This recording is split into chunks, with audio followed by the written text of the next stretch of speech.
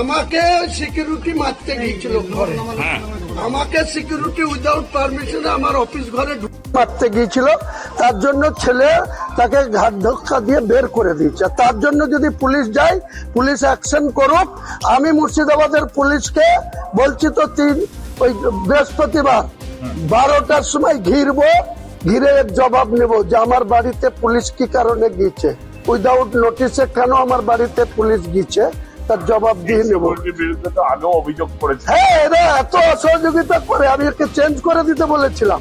আইসি বহরমপুরকে জিজ্ঞেস করেন, বলেছিল চেঞ্জ করবো। আর রাজা বাবুকে জিজ্ঞেস করেন, যিনি আছেন আরআই সাহেব, তিনাকে বলেন এনাদের এত ফোর্সের ক্রাইসিস, বাধ্য করে ওদেরকে আমাদের সঙ্গে রেখেছে।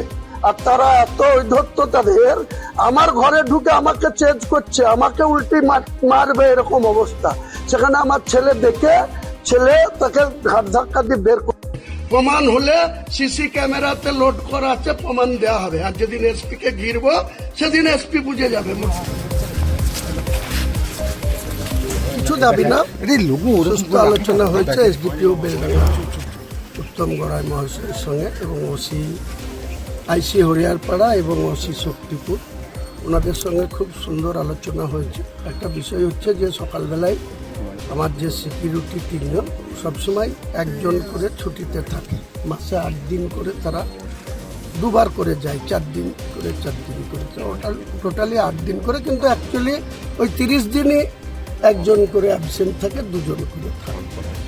আজকে একজন কালাম শেখ নাদি বাড়ি আজকে এসছে, 8টার সময় রিপোর্ট করেছে। আমি তখন অফিসে কাজে ব্যস্ত ছিলাম। প্রচুর বীরভূম, নদিয়া, মেদিনীপুর থেকে লোক এসেছিল কত সকালে, তাদের সঙ্গে কথা বলছিলাম। ইন দি টাইম আমার ছেলে আমাকে বলে যে আমি 10 মিনিট তোমার সঙ্গে কথা বলবো, তুমি তো বেরিয়ে যাবো। আলা হ্যাঁ।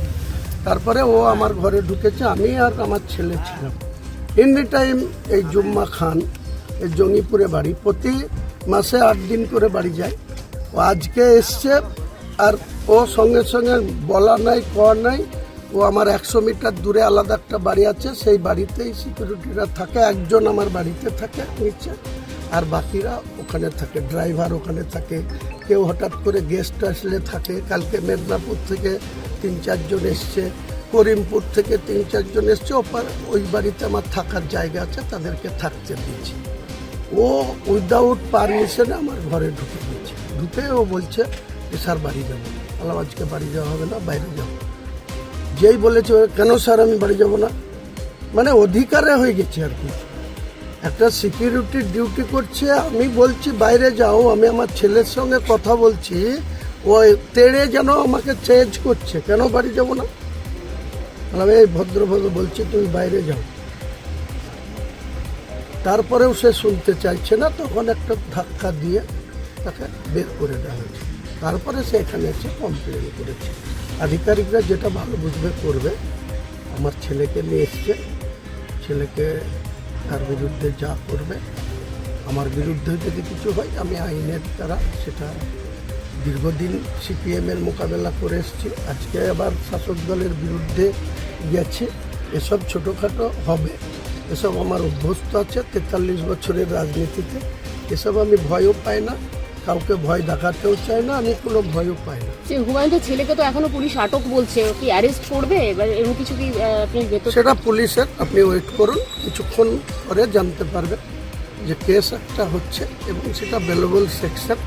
তাকে এখান থেকেই জামিনের ব্যবস্থা করা হচ্ছে। একজন লয়ার আসবে, তার জামিন করে নিয়ে বাড়িতে যাবে।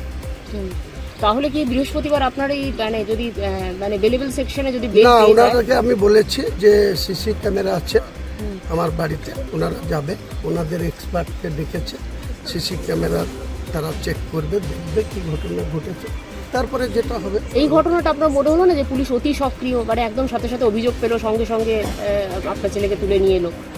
সেটা আমি আর বলছি না কিছু, সেটা পুলিশ আধিকারিকরা, তাদের কি ভূমিকা, তারা উপরওয়ালাদের নির্দেশে কাজ করতে হয়। যারা নিচে স্তরে থানা চালায় বা এসডিপিও র্যাঙ্ক, তাদেরকে তো উপরওয়ালাদের নির্দেশ পালন করতে হয়। এই ব্যাপারে আমি আর কিছু বলছি। বৃহস্পতিবার দিন আপনার কর্মসূচি কি ঠিক থাকছে? বৃহস্পতিবার দিন এই ঘটনা নিয়ে আমি হিট অফ দ্য মুভমেন্ট যখন জানতে পেরেছিলাম যে আমার বাড়িতে 4 গাড়ি 5 গাড়ি পুলিশ এসডিপিওর নেতৃত্বে গেছে, তখন আমি বলেছিলাম। কিন্তু এখন আলোচনা করে আমার যা মনে হলো যে ঘটনা সামান্য ঘটেছে, সেই ঘটনার জন্য কেস হচ্ছে, সেই কেস জুডিশিয়াল দিয়ে আমরা মোকাবেলা করব। আমার নামেও হচ্ছে, ছেলের নামেও হচ্ছে, হোক।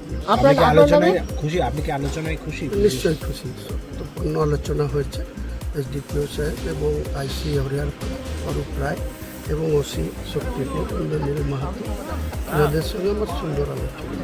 আপনার বিরুদ্ধে কি কোনো কিছু? না, অভিযোগ তো আমার বাপ ছেলে দুজনের বিরুদ্ধে। দুজনের বিরুদ্ধেই অভিযোগ হয়েছে।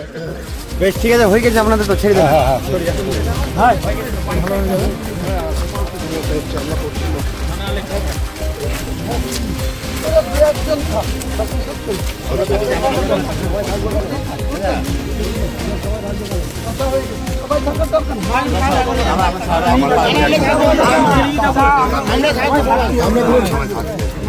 আমরা সবাই থেকেই নিই, তারপর বাড়ি। না না, আমরা তো একসঙ্গে বেরিয়ে যাবো।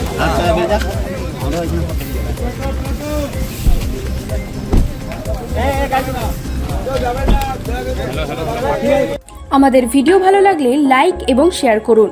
কমেন্ট সেকশনে গিয়ে জানান আপনাদের মতামত। আরও ভিডিও পেতে আমাদের চ্যানেল সাবস্ক্রাইব করুন এবং প্রতি মুহূর্তে খবরের আপডেট পেতে প্রেস করুন বেল আইকন।